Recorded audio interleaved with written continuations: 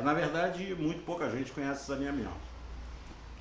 Saneamento, para se resumir, ao máximo, pode-se dizer o seguinte: é a atividade mais importante para a constituição de qualquer sociedade, de qualquer conglomerado humano. Porque o saneamento é a atividade, o conjunto de atividades que tornam um ambiente são. Então, leva água tratada de qualidade e retira o esgoto e qualquer outro vetor que possa trazer doença, águas paradas para drenagem, coisa e tal. O saneamento é o que proporcionou, por exemplo, Roma ser um império. Foi o saneamento, a grande obra do esgoto de Londres, que proporcionou a Inglaterra ser um grande império. É o saneamento que permite que qualquer sociedade floresça. Sem ele, não há vida. Sem ele, proliferam doenças. Em qualquer canto do mundo, o saneamento é uma atividade fundamental.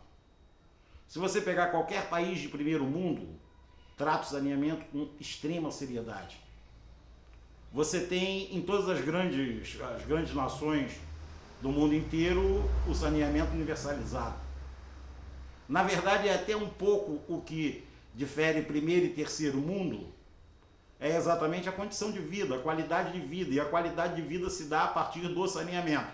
É impossível você atingir qualidade de vida sem atingir saneamento. Então, quando se discute IDH, por exemplo, é humanamente impossível você ter o IDH adequado sem ter saneamento. Saneamento é uma atividade fundamental para a vida humana como um todo. Não existe ilha de salubridade. A contaminação da água, a contaminação do esgoto, os mosquitos vetores do lixo, de seja lá o que for, eles estão em tudo quanto é canto. Eles podem picar um sujeito aqui e o sujeito levar essa doença para outro canto. Então, o saneamento é fundamental por isso.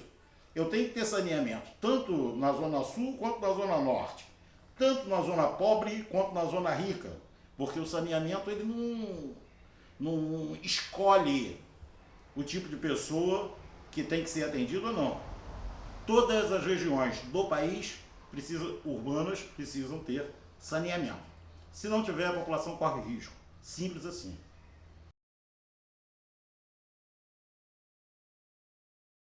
Até a década de 70, você tinha ações isoladas de saneamento.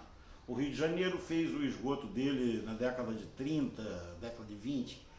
Outras cidades do país fizeram seus esgotos, cada uma a seu tempo. Mas na década de 70 houve um plano nacional chamado Planasa, que começou a ser elaborado em 69, começou a funcionar em 71, que estabeleceu as regras para o saneamento do Brasil inteiro. Foi o Planasa quem criou, por exemplo, o conceito das companhias estaduais de saneamento. Para quê? Para que você pudesse homogeneizar as ações dentro de cada estado. E você tinha dinheiro, tudo era coordenado e financiado pelo BNH, e você tinha as verbas estabelecidas para o saneamento. Você tinha verba, você tinha planejamento e você tinha execução dos estados em parcerias com os municípios. Então andou muito bem. Para você ter uma ideia, em 15 anos de existência do Planasa, a gente avançou de 50% para 85%, 86% a cobertura de água nas áreas urbanas da época. O esgoto saiu de 30% a 50 e poucos por cento, também nas áreas urbanas. Então você tinha um planejamento. Mas por outro lado, o país vivia uma situação política muito difícil. Você teve uma ditadura nesse período que, assim que acabou a ditadura, o Planasa acabou também morrendo em consequência disso e ficou um vácuo institucional no saneamento. Você só veio ter uma lei de saneamento novamente em 2007. E mesmo assim, não tão abrangente e sem essa instituição de um plano nacional que pudesse botar o saneamento em prática no país inteiro. Você tem hoje um plano de saneamento, mas que se trabalha muito mais com as estatísticas e coisa e tal, você não tem um gerenciamento coordenado em nível nacional que obrigue as companhias a ir cumprindo metas, tarefas e coisa e tal, até se atingir a universalização, né? Então, essa é a grande questão. O Brasil precisa disso, de planejamento e verbas para investir no saneamento. E tudo isso tem que ser público, porque se não for público, não funciona. Nós conhecemos muito bem a estrutura da empresa privada, qualquer empresa privada que você possa imaginar, principalmente as de grande porte, né? E a gente sabe que é inexequível você botar uma empresa privada para tratar do saneamento, por uma questão simples. O saneamento não pode e não deve visar lucro. O saneamento, o único e grande objetivo dele é tornar a vida das pessoas possível. Você não pode cobrar pela água. Nenhuma empresa de saneamento do Brasil inteiro cobra pela água. O que se paga de tarifa é pelo custo da produção e transporte da água até a casa das pessoas. Se você inclui nessa tarifa o elemento lucro, ela se torna automaticamente inviável. Além do que, você vai ter várias pessoas, muita gente, principalmente a população mais pobre do país, sem acesso à água, o que seria um absurdo. E pior ainda, sem expectativa de esgoto. O esgotamento sanitário é uma atividade fantástica. Precisa ser feita. Senão, não há vida. Então, como você pode entregar a possibilidade de vida na mão do capital privado? Você pode mercantilizar a vida? Não, claro que não. Não há como, não há essa possibilidade. A nossa era é uma era muito mercantilizada, né? Tudo é o preço, o valor, não sei o que, não a importância. Você não julga uma coisa pela importância dela. Você julga a coisa por quanto ela vale. Sabe? Então é complicado.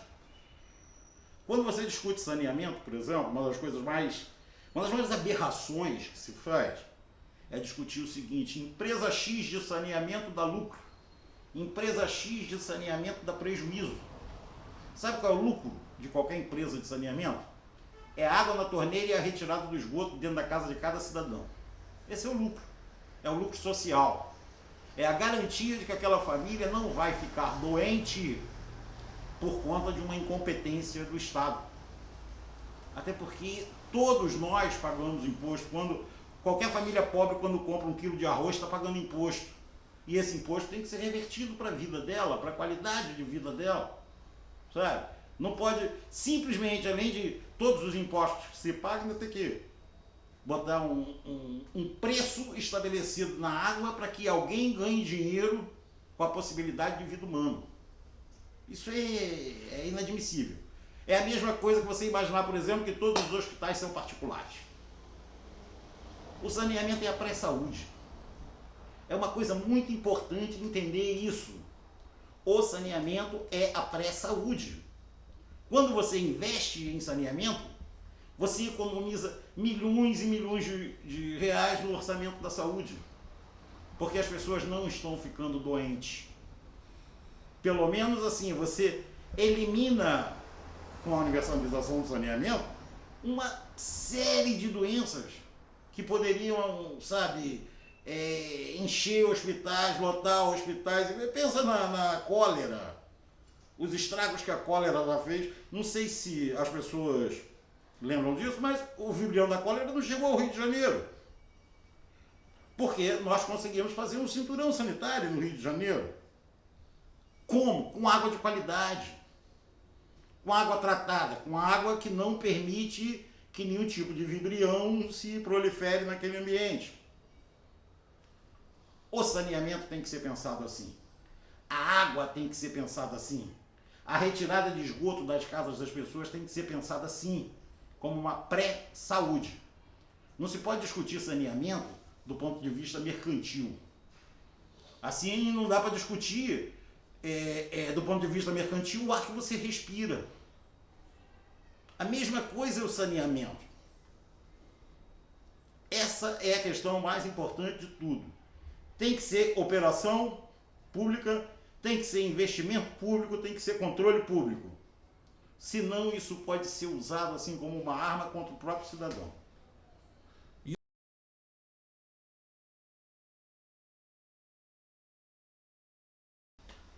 Essa onda privatista começou com a ascensão da Margaret Thatcher na Inglaterra, quando ela criou, ela e seus pares, a teoria do Estado mínimo, que o Estado pode ser só um mero escritório ali para atender as demandas de quem tem poder de pressão política e você não precisa ter serviço nenhum prestado pelo Estado. Isso foi se espalhando pelo mundo num determinado momento, com grande apoio dos Estados Unidos, que tem todo o interesse do mundo nessa questão meramente mercantilizada, né, em sacrifício de qualquer ponto de vista mais humanístico, né, e chegou ao Brasil lá pelos anos 90. Né. A primeira tentativa, a primeira proposta de privatização de SEDAI veio de Marcelo Alencar, 96, por aí mais ou menos. Né. O que aconteceu naquela época? Se o estado do Rio estava tão quebrado, quebrado não porque, faço uma parte aqui, quebrado por corrupção mesmo. Por corrupção. E a solução desses caras, quando roubam muito, é vender alguma coisa para pagar as contas do dia. É mais ou menos como se você, sei lá, vendesse tua geladeira, teu fogão, para pagar o almoço. Umas coisas assim absurdas, sabe? Naquele primeiro momento houve uma reação muito forte. A privatização era uma coisa ainda nova, e mesmo com Fernando Henrique como presidente bancando com todas as forças possíveis a tentativa de privatização, no Rio de Janeiro nós conseguimos salvar a SEDAI. Foi a única empresa que conseguiu sair do tal PED, que era o Programa Estadual de Desestatização. Conseguimos salvá-la naquele momento, continuamos trabalhando, com toda a dificuldade do mundo, porque você fica num ambiente político que é quase impossível você planejar, porque você fica ameaçado o tempo todo. Imagina você tem que se deslocar para fazer um trabalho e toda hora alguém diz, vão assaltar teu ônibus, vão cuidado que tem bandido, estabelecendo um medo generalizado em todas as ações de saneamento. Fernando Henrique chegou a estabelecer que só havia dinheiro público para empresa privada de saneamento. Chegamos a esse nível no Brasil. E um sociólogo, imagina se fosse um banqueiro, determinou só há investimento público para empresas privadas. E esse clima foi terrível durante algum tempo, mas conseguimos superar. Voltamos a um círculo virtuoso de conseguir trabalhar, de conseguir expandir redes, conseguimos avançar bastante durante 15 anos, mais ou menos, lá de meados da década de 90 até agora, pouco tempo atrás, quando voltaram à carga com essa questão de privatização. Aí você pergunta, por que essa intenção de privatizar o saneamento? Saneamento é uma falha de mercado, ele só funciona pela mão do Estado. Porque os investimentos que você faz no saneamento são de tal vulto que é impossível você fazer o investimento e retirar essa grana com cobrança de tarifa, ainda mais ter lucro. Então, pela lógica, não deveria nem se cogitar a privatização do saneamento. Ocorre que o Brasil vive hoje um retrocesso. Num determinado momento, as forças do atraso voltaram ao poder no Brasil. Algumas concepções estão lá no século XIX. Algumas teorias completamente sem noção. As pessoas com a clara intenção de cuidar mais de si do que do país. Então, volta a teoria da privatização, mais uma vez, com o Estado quebrado pela corrupção, o Estado destruído, com os funcionários sem receber, dívidas colossais, e alguém, diante desse caos, que gera muitas oportunidades para alguns poucos, alguém, diante desse caos, chega e diz, não, olha só, vamos aproveitar o embalo e vamos vender a SEDAI, porque dá um dinheirinho bom. Mas imaginem o seguinte, SEDAI, específica, Rio de Janeiro.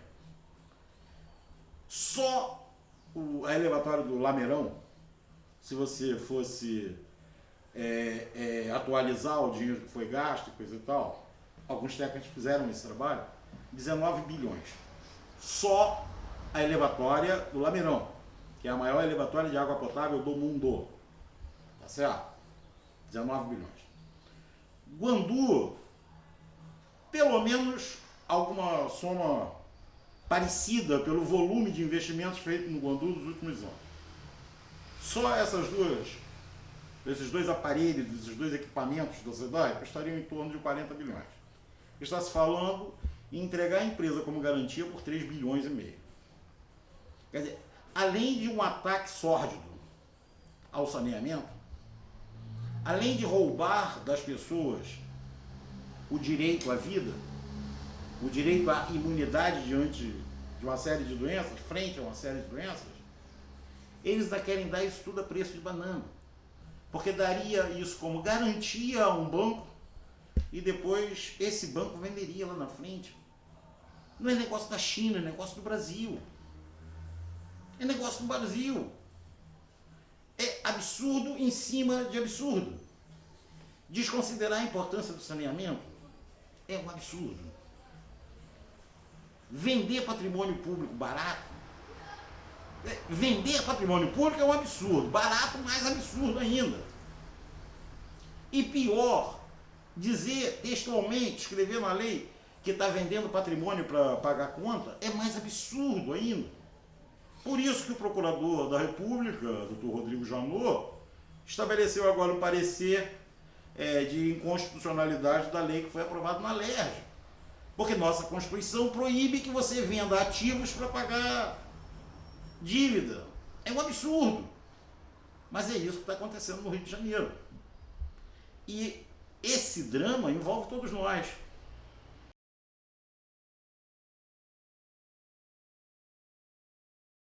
Se a gente pensar na sociedade moderna, nos instrumentos que se usa, que são usados para controlar o comportamento da população, você vai com certeza reparar várias questões que, de um modo geral, você acaba não reparando, são sutis e coisa e tal.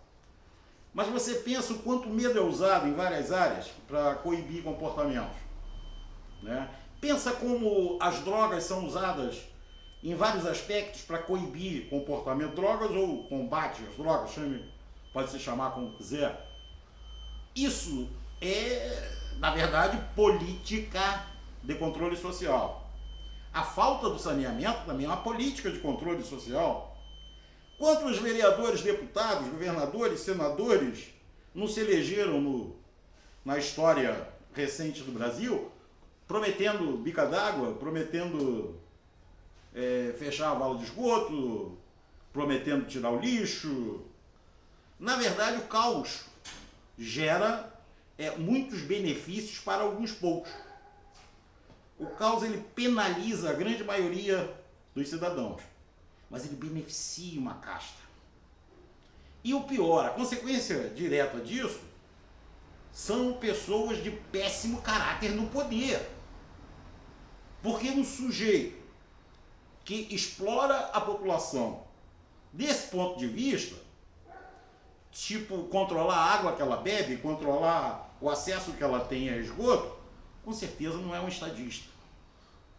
E na medida em que esses caras se elegem, a situação do país só degrada. Se a gente olhar para o Brasil hoje, a gente vê isso de uma forma tão clara. Basta você olhar para Brasília, ver os elementos que exercem poder nesse país, e já há vários anos, cada um pior do que o outro. São essas pessoas que se elegem desde a década de 80, final dos anos 70, começo dos anos 80, com esse tipo de artifício. É a dentadura, é a bica d'água, é a caixa d'água, é tudo quanto é tipo de assistencialismo sem resolver o problema em si. Na verdade, o Brasil precisa, os estados precisam resolver seu problema. Não é aplicar paliativo. A gente precisa, no Rio de Janeiro, universalizar os serviços de saneamento. A gente precisa urgentemente botar água na Baixada Fluminense. A gente precisa fazer o esgotamento sanitário da Baixada Fluminense. Aí uma coisa mais de prefeitura, a gente precisa fazer o calçamento das ruas e a estrutura urbana da Baixada Fluminense, que aí você permite florescimento, permite crescimento. Imagina se você tem água em abundância na Baixada Fluminense, quantas indústrias não vão para lá? Quantas empresas não vão para lá? Quantos empregos você não vai gerar?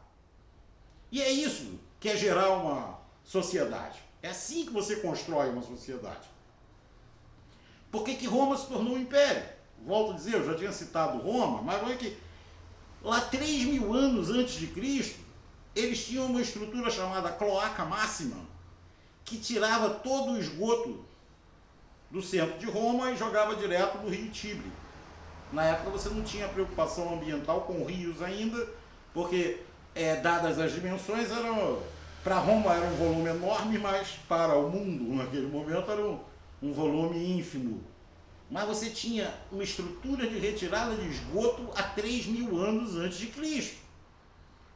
Todo mundo conhece, todo mundo já viu por aí os aquedutos de Roma. Traziam água das montanhas para a cidade para abastecer dentro da casa das pessoas. O que aconteceu com Roma? Floresceu. A Baixada Fluminense pode florescer. O sertão nordestino pode florescer. O Brasil pode florescer via saneamento. Agora, é muito difícil você encontrar agentes políticos nos dias de hoje compromissados com isso. Porque, infelizmente, os nossos governantes são, me perdoe a palavra, mas completamente ignorantes. A grande maioria, pelo menos. Eles não têm qualquer visão estratégica sobre absolutamente nada que não seja o bolso. Precisa-se de governantes com visão ampla. Precisa-se de um projeto de Brasil. A gente está discutindo aqui o saneamento, mas o Brasil precisa de projeto em várias outras áreas. Mas precisa de um planejamento. A gente precisa pensar as coisas grandes. Se a gente pensar saneamento como meramente fechar a vala da rua ou da esquina e coisa e tal, a gente está pensando pequeno. A gente tem que pensar em termos de população. A gente tem que fazer um esforço e convocar pessoas para pensar grande. Não só saneamento, saúde, educação. Nossa educação hoje é vergonhosa. Nossa saúde é rudimentar. A gente precisa pensar grande. E a gente está aí para discutir o saneamento e nós queremos pensar o saneamento de uma forma grande, que atenda toda a população. Quando a gente conseguir a universalização, acaba a bica d'água. Acaba o prometo que eu fecho a tua vala.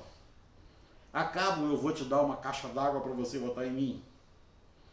É muito importante que a gente trate o saneamento com um mínimo de responsabilidade. E é por isso que a gente está nessa luta. Há uma questão que é fundamental.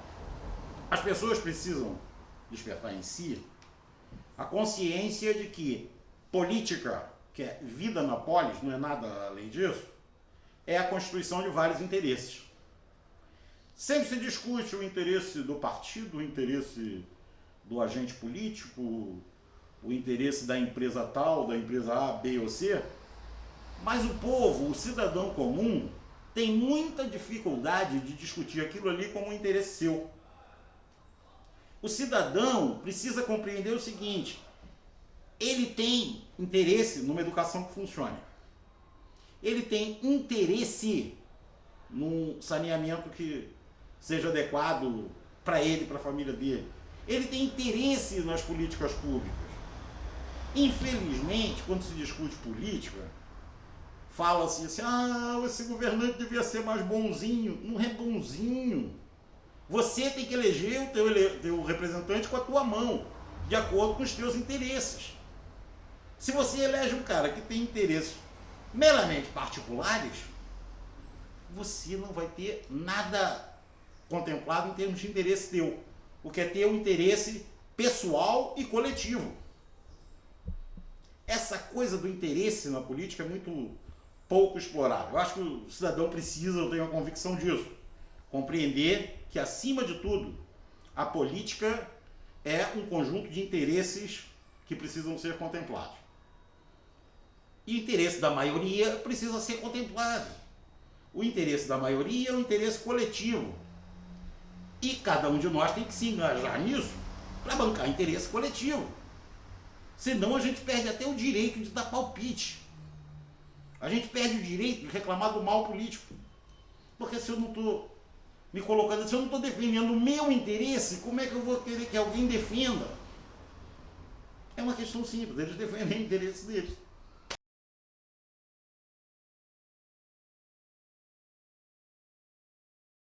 O importante é que a gente saiba o seguinte, o sistema de saneamento do Rio de Janeiro corre um risco terrível com essa tentativa de privatização. Isso é uma questão básica. Se esse projeto for vitorioso no Rio de Janeiro, contamina todo o Brasil. Todas as companhias de saneamento do Brasil inteiro vão começar a correr riscos sérios de privatização, o que poria em risco o sistema de saneamento do Brasil inteiro. Por isso, nós criamos a APS. A APS nasceu para poder fazer a defesa do saneamento público de forma digna. Pouco se discute hoje saneamento público. Toda a mídia foca nas privatizações como se fossem a 8ª maravilha do mundo. Não são. Estão longe disso. Há algumas coisas que só há possibilidade de serem executadas se públicas, com controle público, investimento público e ação pública. O saneamento é uma delas. A APS foi criada para isso. Nós vamos, com certeza, fazer a discussão do saneamento onde for necessário. Seja na Baixada, seja na Barra da Tijuca, seja em Niterói, seja em Pernambuco, nós vamos aonde for necessário fazer a discussão do saneamento, porque não se faz. A mídia, nos últimos anos, sufoca todas as discussões que são interesse da população. E o saneamento é interesse da população. É meu interesse enquanto profissional e é meu interesse enquanto cidadão. Além de trabalhar com isso, eu quero água tratada da minha casa e quero esgoto retirado da minha casa. Porque eu tenho que cuidar da saúde da minha família. Todo cidadão brasileiro tem direito a isso. E tem que brigar por isso. Tem que se engajar nessa luta. Porque o que está se fazendo é uma covardia. Estão vendendo os teus direitos sem perguntar se você tem interesse de vender. A APS quer dizer isso para todo mundo.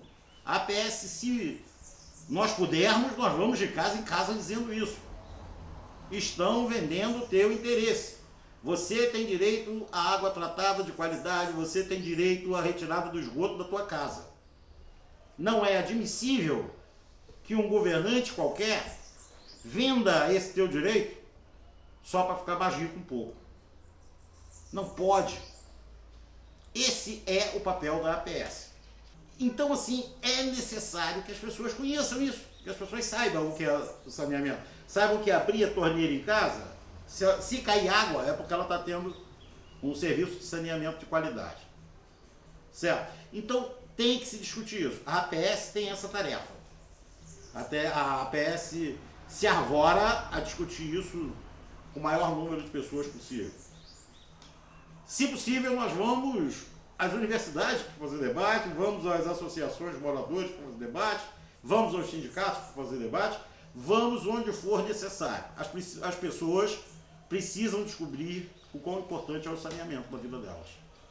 Nós estamos começando a estabelecer essa relação com a sociedade. Isso tem sido feito, a comunicação, através do nosso site, que é apssaneamento.com.br, e a partir dali, em primeiro lugar, você começa a ter as informações e notícias sobre o saneamento. Você tem textos que explicam o que é o saneamento conceitualmente, explicam o que é a política de saneamento e várias matérias abordando a questão de saneamento aqui e no mundo inteiro. E também, em breve, nós vamos começar a disponibilizar uma estrutura de associação. É muito importante que as pessoas se associem a essa ideia. Em breve nós vamos disponibilizar isso. Uma forma de trazer as pessoas mais para próximo da APS para que a gente possa lutar junto. Porque é a luta de todos. Antigamente eu lembro que tinha um slogan que dizia: pode entrar, a causa é sua. A causa do saneamento é uma causa que pertence a todos nós. E a gente precisa, sabe, convocar as pessoas. Quem tiver interesse na discussão do saneamento pode procurar a APS via site, que a gente vai estar à disposição para conversar tudo que for necessário.